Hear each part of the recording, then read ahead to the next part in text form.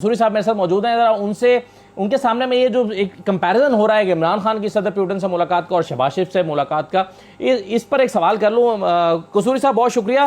Sir ये बताइए कि अगरचे आप सियासी गुफ्तगू कम करते हैं, लेकिन मैं इसको आप सियासी सवाल समझ लें या इसको आप बैनुल-अक़वामी ताल्लुकात पर मबनी एक सवाल समझ लें, लेकिन आप इसको कैसे देखते हैं कि रूस से ताल्लुकात बेहतर करने की कोशिश में इमरान खान साहब कहते हैं मेरी हुकूमत चली गई।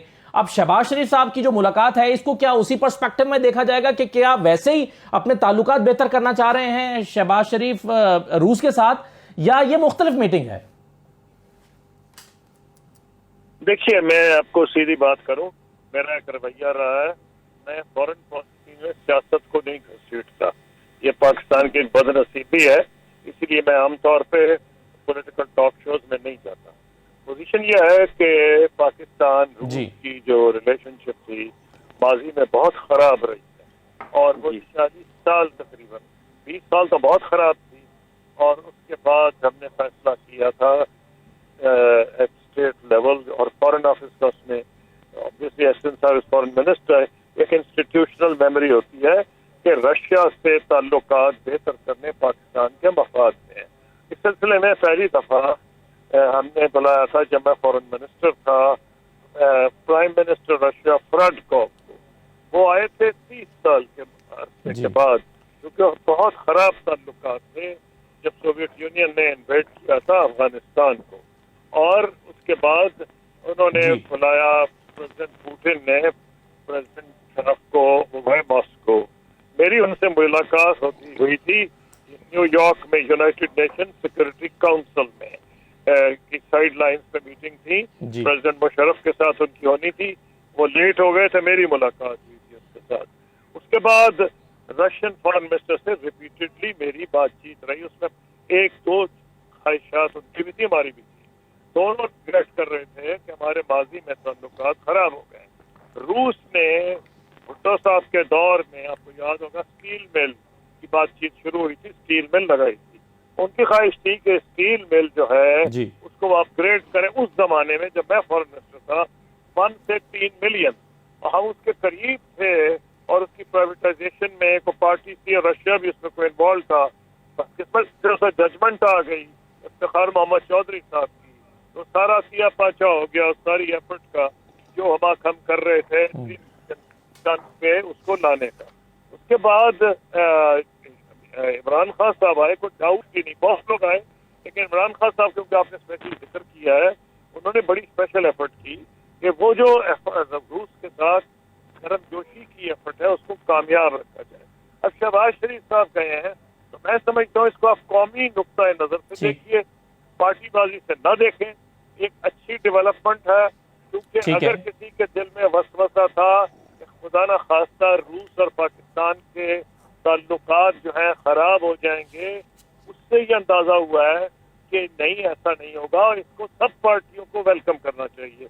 कोई शक ही नहीं कि प्राइम मिनिस्टर इमरान खान ने इसमें बहुत एफर्ट की थी, लेकिन जैसे मैंने वो कहा, एक तसलसल है पाकिस्तान की हाईएस्ट लेवल पे डिसीजन मेकिंग थी कि अब हमने अपनी स्ट्रेटेजिक ऑटोनॉमी के लिए बहुत जरूरी है। बिल्कुल सही है, लेकिन उसमें एक इंपॉर्टेंट क्वेश्चन ये ना खुर्शीद कसूरी साहब के, इससे अमेरिका के साथ पाकिस्तान के ताल्लुकात खराब हो सकते हैं या नहीं हो सकते, या पहले अमेरिका को कन्विंस करना पड़ेगा कि जी हम ये कर रहे हैं, हमारी जरूरत है, हम गैस लेना चाह रहे हैं, हम गंदम लेना चाह रहे हैं, हम तेल लेना चाह रहे हैं, क्या अमेरिका को कन्विंस किया जा सकता है, या कन्विंस किए बगैर अगर हम जाते हैं तो अमेरिका के साथ ताल्लुकात खराब हो सकते हैं, इजाजत लेनी पड़ेगी, या बगैर पूछे हम जा सकते हैं? इस वक्त पाकिस्तान के लिए क्या मुमकिन है और क्या मुमकिन नहीं है?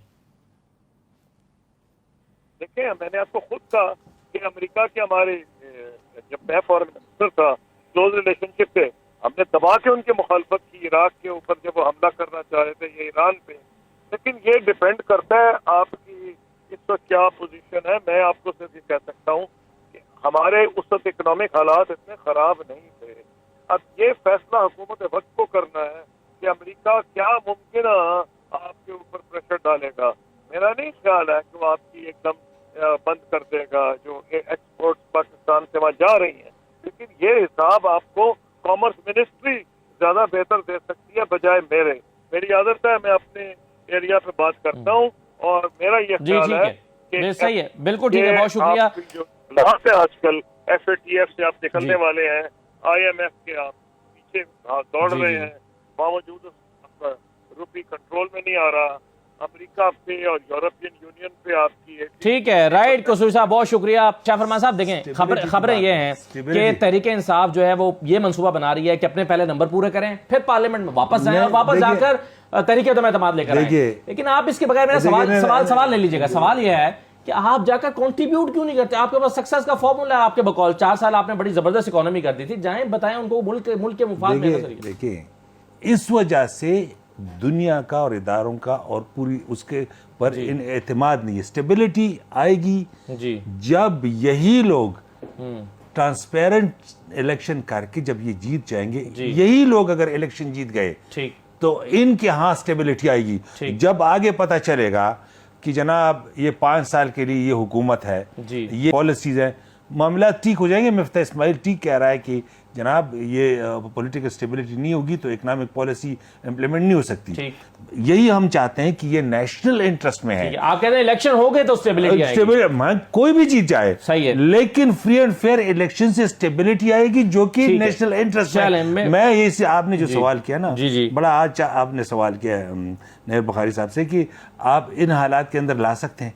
इन हालात के अंदर कैसे ये लाएंगे वो उनको खुद नहीं पता। अच्छा, नून आपस में डिवाइडेड है, नेशनल इंटरेस्ट में ये बात है। कोई भी इलेक्शन जीत जाए मुल्क के अंदर स्टेबिलिटी आएगी, ठीक, और जब स्टेबिलिटी आएगी उधर से आप बिल्कुल सही है। सलमान मुजाहिद बलोच साहब मेरे साथ मौजूद हैं। सलमान साहब, ये इस पर कोई यकीन दहानी कराई गई है? आपकी जो ग्रीवेंसेज हैं, या आपने अपने अंदर ये फैसला कर लिया है पार्टी में कि अगर आपके शिकवे दूर ना हुए और इंसाफ ना हुआ तो फिर आप क्या एक्शन लेंगे, क्या कदम उठाएंगे, ये फैसला हो गया है?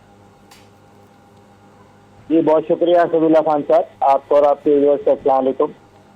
देखिए असदुल्ला खान साहब, ये दूसरी हुकूमत है जिसमें हम जो है शामिल हुए, और for the betterment of Pakistan और for the betterment of the people of Pakistan हमने ये शमूलियत का फैसला किया। लेकिन अचानक से ही जो है 3 और आप कर पा रहे हैं MQM के 3 मिसिंग पर्सन की लाशें, लापता कारकुनान की लाशें 3 दिन में लगातार हमें दी गई जी। तो हम इसको क्या समझें? फिर इस हुकूमत में रहने का हमारा क्या जवाब है? जैसे डॉक्टर खालिद मकबूल सिद्दीकी ने कल कहा कि वजीर आजम साहब हमें एतमाद देंगे, आपने तो हमसे जवाब ही छीन लिया, आपने हमसे एतमाद छीन लिया, आपने हमसे जो है वो हुकूमत में रहने का, आपको सपोर्ट करने का इख्तियार ही छीन लिया। तो वसीम अख्तर साहब ने कहा कि 6 या 7 MNA जो MQM के, उसके ऊपर आप वजीर आजम तो हैं, लेकिन आपका बुनियादी फर्ज है कि आप MQM के कारकुनान की और अवाम की हिफाजत करें जो बुनियादी हुकूक आईन पाकिस्तान फराहम करता है। हमने पिछली हुकूमत के साथ भी जो माहिदा किया, इस हुकूमत के साथ भी जो माहिदा किया, जो हमारा नुक्ता नंबर 1 है वो है MQM के लापता कारकुनान की बाहिफाजत बाजियाबी। जी हाँ बिल्कुल, हमारे 3 कारकुनान बाजियाब तो हुए, लेकिन लाशों की सूरत में, मुर्दा हालत में। ये कौन सा कानून है? अगर वो मुजरिम भी है, अगर वो मुलजिम भी है तो आप उन्हें अदालत में पेश करें। 6-7 सालों से अभी भी बिल्कुल सही। आप सर ये कह रहे हैं कि हमारा बुनियादी मुतालबा पूरा नहीं हुआ तो इस हुकूमत के साथ रहने का क्या हमारा जवाब है? लेकिन मेरा फिर सवाल आपसे ये होगा कि आज अगर आरिफ अलवी साहब शहबाज शरीफ से कहते हैं कि एतमाद का वोट लें, तो क्या आप उस एतमाद के वोट में शहबाज शरीफ का साथ देंगे? देखिए, ये थोड़ी बात की बात है Asadullah Khan. As of right now मैं आपको जो है बताऊं कि अभी जो कारकुनान के अंदर MQM के कारकुनान की सफ़ों में जो एक बात पाई जा रही है, वो यही बात पाई जा रही है कि क़यादत पे बहुत ज्यादा दबाव है कि आप हुकूमत से बाहर आ जाएं।